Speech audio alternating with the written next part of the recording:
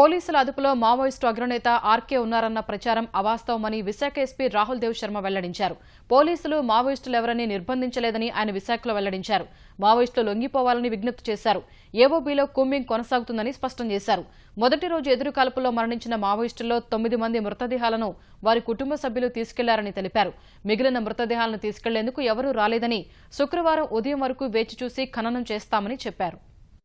వాళ్ళకి better treatment కావాలంటే లొంగిపోవాలంటే మనకి తెలియజేస్తే లొంగిపోవండి.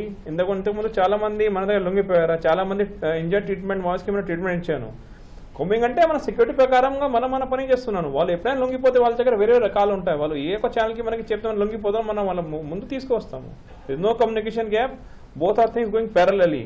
మనం కొమ్మింగ్ చేస్తాము, అది మన ఏరియా సెక్యూరిటీ కోసం చేస్తాము. వాళ్ళు లొంగిపోతే మనం పట్టుకుని వాళ్ళకి లొంగిపోయిన తర్వాత వాళ్ళకి రిహాబిలిటేషన్, వాళ్ళకి అమౌంట్ ఇవ్వడం, వాళ్ళకి రివార్డ్ ఇవ్వడం, అది మనం చూస్తాము. So we are open. ఎప్పుడైనా వాళ్ళు చెప్తే మనం లొంగిపోతానో మనము యాక్సెప్ట్ చేస్తాము.